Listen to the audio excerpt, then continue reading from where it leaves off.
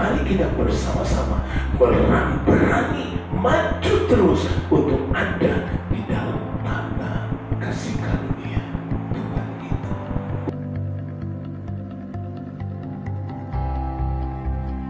Puji Tuhan, kita bersama-sama lagi di dalam kesempatan untuk melihat firman Tuhan kali ini. Kali ini kita bersama-sama akan melihat judul berani menghampiri hadirat Tuhan. Ibrani 4 ayat yang ke-16 dikatakan begini, sebab itu marilah kita dengan penuh keberanian menghampiri tata kasih karunia, supaya kita menerima rahmat dan menemukan kasih karunia untuk mendapat pertolongan kita pada waktunya. Ibrani 4 ayat yang ke-16 itu menulis, marilah kita dengan penuh keberanian. Keberanian ini menggambarkan percaya diri. Kita akan menghadap kepada tata kasih karunia, maka dibutuhkan sebuah keberanian, dan keberanian itu adalah percaya diri, keyakinan yang didasari kepada pengakuan kita terhadap Yesus sebagai imam besar kita. Ada dasar kita kenapa berani menghadap tata kasih karunia itu. Dikatakan karena kita berpegang pada pengakuan iman kita kepada Yesus Kristus. Yesus Kristus adalah imam besar. Ayat 14 dan 15 menyebutkan di situ bahwa Yesus adalah imam besar yang kita perlukan hari-hari ini. Imam besar yang sudah melewati banyak cobaan, imam besar yang mengerti kelemahan kita, imam besar yang tidak pernah jatuh di dalam dosa. Nah, kalau kita melihat imam besar itu tugasnya adalah mempersembahkan persembahan dan korban-korban karena dosa. Sekarang kita melihat bagaimana Yesus sebagai imam besar itu. Di dalam ayat-ayat itu dikatakan begini. Ayat 15, sebab imam besar yang kita punya bukanlah imam besar yang tidak dapat turut merasakan kelemahan-kelemahan kita. Jadi imam besar kita itu Yesus yang adalah imam besar kita itu. Dia merasakan, dia dapat merasakan kelemahan kita. Artinya dia tidak masa bodoh dengan saudara dan saya. Dia tidak peduli dengan anak-anaknya, tapi dia bisa merasakan. Artinya dia punya belas kasihan. Dia punya rasa terhadap kelemahan, yaitu kekurangan atau kesakitan kita. Dia punya rasa, dia punya perhatian, dia punya belas kasihan terhadap kondisi dan keadaan kita yang lemah. Itu diperlihatkan ketika Yesus ada di tengah-tengah kedukaan Maria dan Marta. Yohanes pasal 11 ayat 33 menulis begini, saudara. Ketika Yesus melihat Maria menangis dan juga orang-orang Yahudi yang datang bersama-sama dia, maka masgulah hatinya. Ia sangat terharu dan berkata, masgul itu artinya dia merasakan kedukaan yang dalam, bahkan sampai meneteskan air mata. Dia merasakan keharuan yang dalam ketika melihat Maria datang kepadanya. Dikatakan masgulah hatinya, artinya Yesus menangis. Yesus merasakan perihnya apa yang dirasakan Maria yang kehilangan saudara laki-lakinya Lazarus. Dia mengerti dan dapat merasakan kelemahan kita. Itulah imam besar kita Yesus Kristus. Imam besar kita juga dikatakan di dalam ayat 15 itu, ia telah dicobai. Artinya dicobai di dalam segala perkara, tetapi dia tidak berdosa. Tidak berdosa. Dosa itu artinya adalah tidak tepat sasaran. Artinya ketika Yesus dicobai, dia tidak pernah meleset, dia tidak pernah gagal, dia selalu tepat pada sasarannya. Yesus yang dicobai tidak pernah meleset, tidak pernah salah. Itu sebabnya di dalam 2 Korintus 2 ayat yang ke-14 disebutkan begini, saudara ya. 2 Korintus 2 ayat yang ke-14. Tetapi syukur bagi Allah yang dalam Kristus selalu membawa kami di jalan kemenangannya. Dengan perantaran kami ia menyebarkan keharuman pengenalan akan dia di mana-mana. Nah, saudara-saudara, yang disebutkan di sini selalu ada di jalan kemenangannya.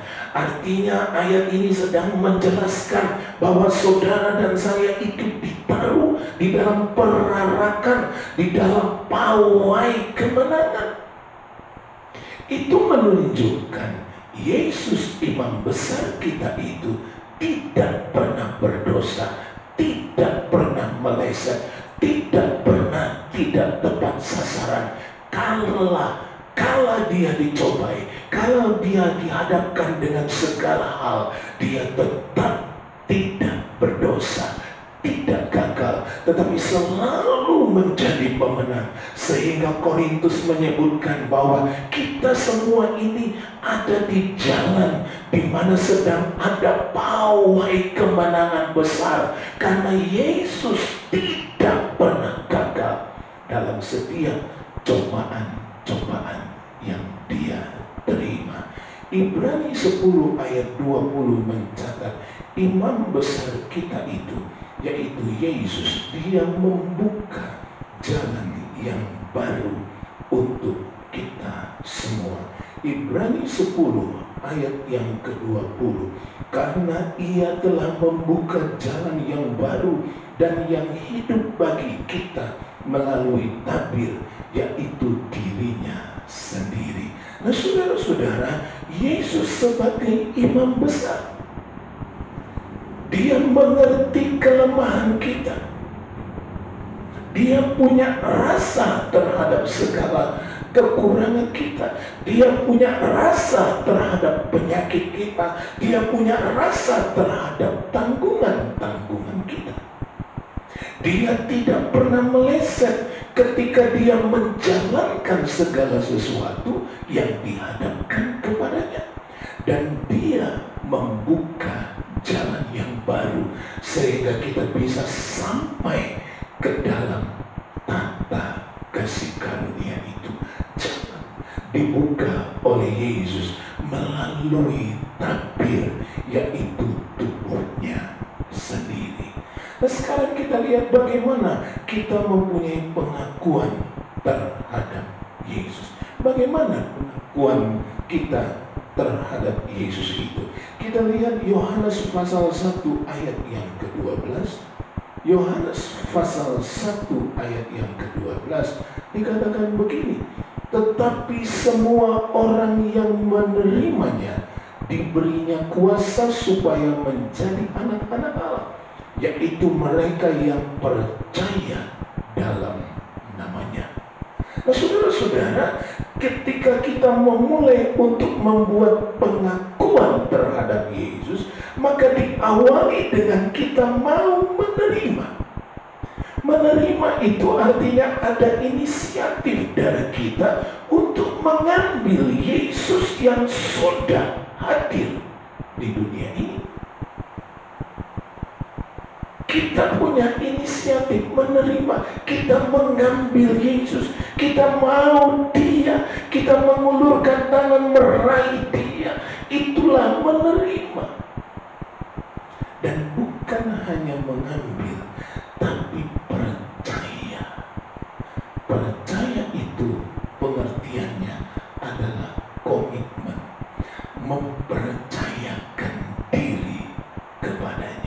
Ketika kita berkata kita menerima Yesus, kita mengambil Dia, maka dilanjutkan dengan kita berkomitmen dengan Yesus yang sudah kita pegang itu. Kita mulai mempercayakan diri kepada Yesus yang sudah kita terima tadi. Itulah bentuk pengakuan kita terhadap Yesus.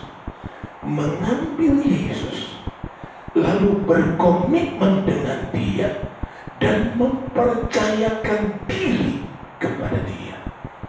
Itulah bentuk pengakuan kita kepada Yesus. Roma 12 ayat 1 sebagai kelengkapan lebih jauh dari orang-orang yang punya pengakuan terhadap Yesus adalah seperti ini. Karena itu saudara-saudara, demi kemurahan Allah, aku menasihatkan kamu supaya kamu mempersembahkan tubuhmu sebagai persembahan yang hidup, yang kudus, dan yang berkenan kepada Allah. Itu adalah ibadahmu yang sejati. Nah, saudara, mempersembahkan tubuh kita sebagai persembahan yang hidup, yang kudus, dan yang berkenan. Artinya kita tidak mempersembahkan tubuh yang asal tubuh biasa. Kita tidak mempersembahkan asal tubuh biasa, tapi tubuh yang hidup, yang kudus, dan yang berkenan. Mempersembahkan itu artinya ada dekat, rapat, dan melekat. Dia ada untuk Tuhannya karena dia mempersembahkan diri. Saudara, ketika kita menerima dan percaya, kita mengambil Yesus, lalu kita berkomitmen dan mempercayakan diri kepada Dia, maka kita menjadi pribadi-pribadi yang hidup, yang berkenan, dan kudus di hadapan Tuhan. Sehingga kita bisa mendekat, kita bisa rapat, kita bisa melekat dengan Tuhan. Seorang yang mengakui Yesus, seorang yang mengakui Yesus, dia harus berani berkomitmen. Dia harus mempercayakan dirinya kepada Yesus, sehingga dia ada di hadapan Tuhan sebagai pribadi yang hidup, yang kudus, dan berkenan kepada Tuhan. Lalu pribadi-pribadi itu menjadi pribadi-pribadi yang menuruti firman Tuhan. Itulah orang yang memiliki pengakuan terhadap Yesus. Dan Ibrani tadi menyebutkan kita perlu mempertahankannya. Kenapa? Kita sedang berhadapan dengan tanda kasih karunia. Saudara tidak mungkin datang ke tanah kasih karunia kalau saudara tidak didasari oleh pengakuan terhadap Yesus.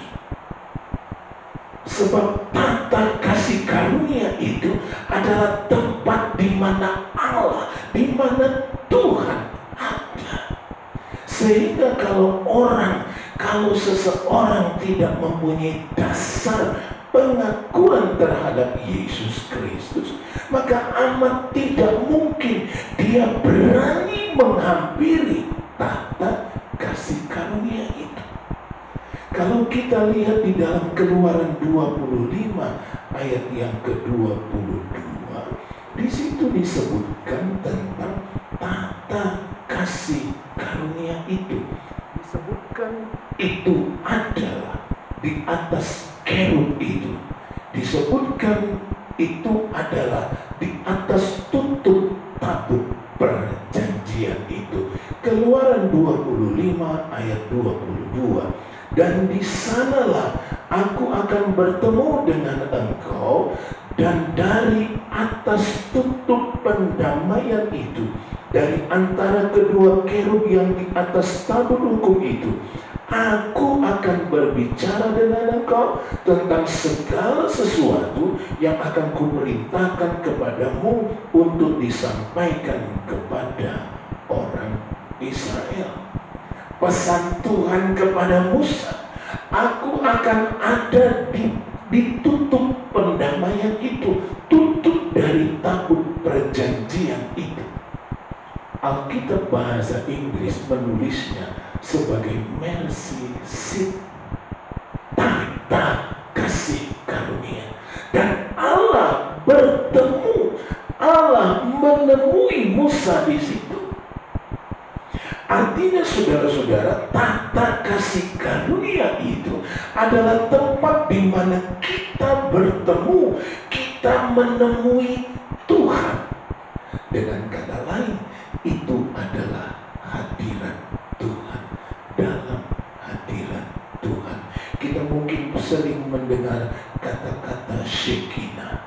Shekinah itu adalah hadirat Tuhan yang ada di atas tutup pendamaian itu. Ada kehadiran Tuhan. Dan tata kasih karunia dituliskan di dalam Ibrani itu. Kita sedang bergerak ke sana. Kita diharapkan menuju ke sana penuh keberanian, tapi dengan dasar kita punya pengakuan terhadap Yesus. Pengakuan terhadap Yesus. Kita menerima Dia. Kita berkomitmen percaya, mempercayakan diri kepadanya. Dan kita merapat melekat dengan Dia, mempersembahkan tubuh kita. Kita hidup sebagai orang-orang yang melakukan firman. Tata kasih karunia adalah tempat bertemu, menemui Tuhan. Dan Yesaya pasal 2 ayat 2 dan 3 menulis bahwa banyak suku bangsa akan datang ke gunung Allah, ke rumah Allah Yakub. Untuk apa? Karena mereka rindu diajar akan jalan-jalan Tuhan dan firman Tuhan. Yesaya pasal 2 ayat 2 dan 3. Akan terjadi pada hari-hari yang terakhir, gunung tempat berumah Tuhan akan berdiri tegak di hulu gunung-gunung dan menjulang tinggi di atas bukit-bukit. Segala bangsa akan berduyun-duyun ke sana, dan banyak suku bangsa akan pergi serta berkata, mari kita naik ke gunung Tuhan, ke rumah Allah Yakub, supaya Ia mengajar kita tentang jalan-jalannya, dan supaya kita berjalan menempuhnya, sebab dari Sion akan keluar pengajaran dan firman Tuhan dari Yerusalem. Artinya saudara-saudara, ketika ada masuk di dalam hadirat Tuhan, kita mendapat petunjuk tentang jalan-jalan Tuhan. Kita menerima firman di situ. Itu sebabnya kenapa penting kita berani masuk ke tanah kasih karunia itu. Kita membutuhkan firman. Kita membutuhkan petunjuk dari Tuhan untuk kita jalani hari-hari kita. Kalau seseorang ingin selamat, kalau seseorang ingin melewati hidupnya dengan kemenangan, maka dia harus mau masuk ke dalam tata kasih karunia. Sebab disitulah Tuhan memberi petunjuk tentang jalan-jalannya. Disitulah Dia menyampaikan firman-Nya. Kalau orang tidak punya keberanian datang ke tata kasih karunia Allah, apa yang akan dia pakai untuk menjadi petunjuk dalam jalannya? Apa yang akan dia harapkan untuk menjadi kebenaran dalam hidupnya? Sebab dari hadirat Allah, dari tata kasih karunia itulah ada jalan yang dinyatakan Tuhan, ada firman yang disampaikan Tuhan. Kalau kita merujuk kepada pernyataan Yesus di dalam Yohanes 10 ayat 9, Dia mengatakan, akulah pintu, barang siapa masuk melalui aku, dia akan selamat, dan dia akan keluar masuk menemukan padang rumput. Artinya saudara-saudara, kita masuk melalui pintu Yesus, masuk di dalam hadiratnya tadi, dan di situ kita mendapatkan keselamatan dan padang rumput. Padang rumput menjadi pemenuhan kebutuhan dari domba-domba. Saudara dan saya adalah domba-dombanya Yesus. Kita perlu keselamatan, kita perlu padang rumput untuk memuaskan segala kebutuhan dan keperluan kita. Itulah gunanya menghampiri tata kasih karunia. Dan kita perlu berani menghampiri tata kasih karunia itu. Sebab di tata kasih karunia itu kita bertemu dengan Tuhan. Di kita menerima petunjuk jalan dari Tuhan, kita menerima firman dari Tuhan, dan kita mendapatkan keselamatan serta pemenuhan segala kebutuhan kita di situ. Untuk berani menghampiri tata kasih karunia, untuk berani menghampiri hadirat Tuhan, saudara perlu punya pengakuan terhadap Yesus. Dimulai dengan menerima Dia, mengambil Yesus, lalu kita percayai Dia, dan kita mempercayakan diri kita kepadanya. Kemudian kita belajar menyerahkan tubuh kita, melekat selalu dengan Dia, tidak lari-lari lagi, tapi kita sudah menyerahkan tubuh, jiwa, dan roh kita, hidup kita sepenuhnya kepada Tuhan, untuk ada selalu dekat dengan Tuhan dan hidup dengan menuruti firman. Maka kalau kita punya itu, kita punya keberanian, kita menjadi orang-orang yang punya dasar untuk berani menghampiri tata kasih karunia itu. Di tata kasih karunia itu kita bertemu dengan Tuhan, kita diajari jalan-jalannya, kita diberi firman-Nya, dan kita bisa mendapatkan keselamatan dan pemenuhan segala kebutuhan kita. Ibrani tadi mengatakan begini, Ibrani 4 ayat yang ke-16 itu berkata, kita mendapatkan rahmat di tata kasih karunia. Rahmat ini bicara berkat dari kehadiran Tuhan itu. Kehadiran Tuhan saja sudah memberi rahmat, lalu menemukan kasih karunia, ada anugerah yang diberikan Tuhan di situ, dan kita mendapatkan pertolongan kita pada waktunya. Mari belajar berani menghampiri hadirat Tuhan, karena kita punya pengakuan yang pasti tentang Yesus kita. Kita adalah orang-orang yang punya pengakuan itu. Itu sebabnya mari kita bersama-sama berani maju terus untuk ada di dalam tata kasih karunia Tuhan itu. Puji Tuhan, kita bersama-sama akan menyanyi satu nyanyian.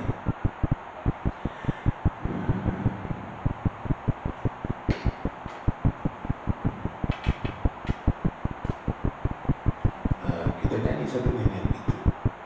Hidupku menggenapi firman. Haleluya. Puji Tuhan.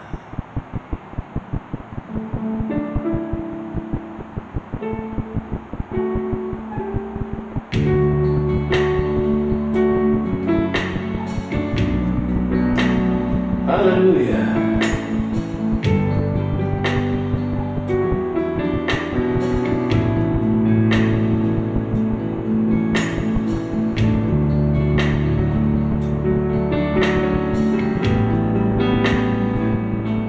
Hidupku menggenapi firman-Mu, tanda mujizat sertai tiap langkahku. Kau bersamaku di dalamku, jadi bukti kebesaran-Mu.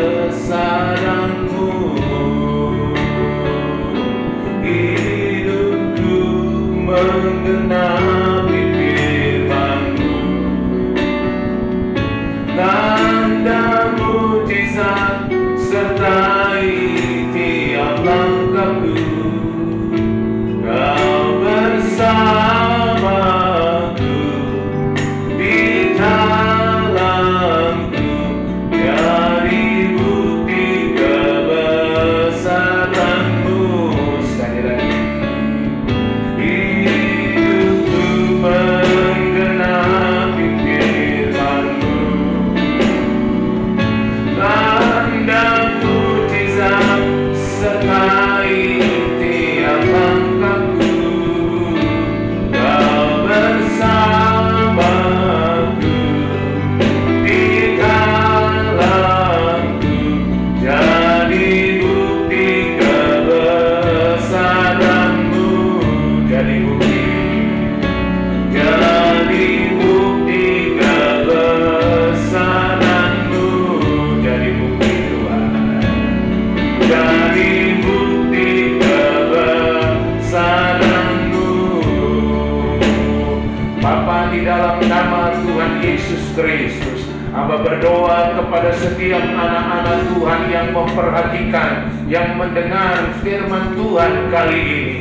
Tuhan, turunlah belas kasihan-Mu atas mereka. Biarlah sekarang Roh-Mu bekerja untuk meyakinkan mereka, membuat pengakuan terhadap Engkau ya Tuhan. Bagi mereka yang belum menerima Engkau, biarlah pada kesempatan ini mereka mengambil langkah untuk menerima Tuhan, mengambil Yesus menjadi Tuhan dan Juru Selamatnya, percaya dan mempercayakan diri kepada Yesus. Sebab hanya itulah yang bisa membuat kami punya keberanian untuk menghampiri hadirat Tuhan. Hadirat Tuhan di mana kami bertemu dengan Engkau, kami mendapat firman-Mu, kami mendapat petunjuk jalan dari Engkau, bahkan kami menerima keselamatan dan pencukupan kebutuhan kami dengan segala kemurahan Tuhan. Itu sebabnya pada kali ini hamba berdoa di dalam nama Tuhan Yesus Kristus. Tuhan memberkati setiap orang yang berani menghampiri Engkau.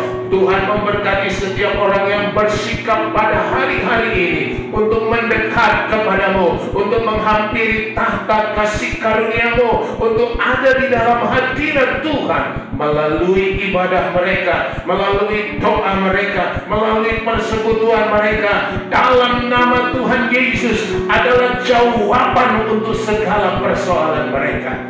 Terima kasih Tuhan Yesus. Ajari kami terus takut akan Engkau. Ajari kami Tuhan Yesus memandang kepada Engkau, Tuhan Allah dan Juru Selamat kami.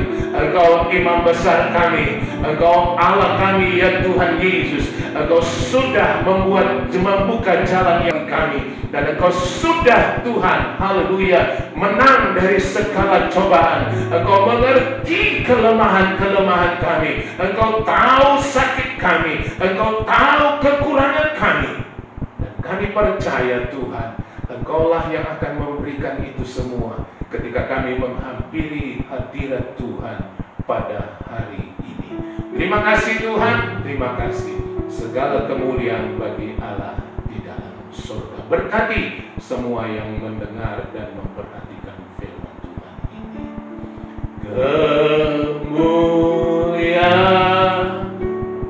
bagi Tuhan di tempat maha tinggi. Kau Raja diagungkan dan dipuji.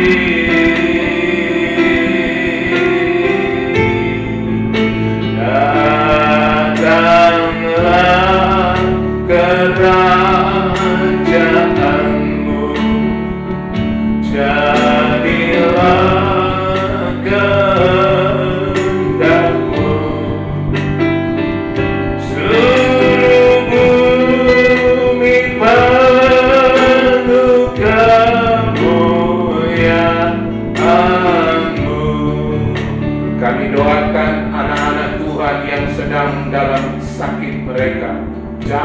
dan sembuhkanlah mereka, sebab kami tahu Engkau adalah imam besar kami yang mengerti kelemahan-kelemahan dari anak-anak Tuhan. Sembuhkanlah mereka Tuhan Yesus, dan bebaskanlah mereka yang terbelenggu, sehingga mereka leluasa memuji dan mempermuliakan nama Tuhan. Kami doakan anak-anak Tuhan dengan pekerjaan mereka masing-masing, pencaharian mereka Tuhan berkati. Ajari mereka mencari nafkah dengan baik dan benar. Dan Tuhan, hamba berdoa di dalam nama Yesus Kristus, mereka boleh mendapatkan berkat-berkat yang limpah dari Tuhan.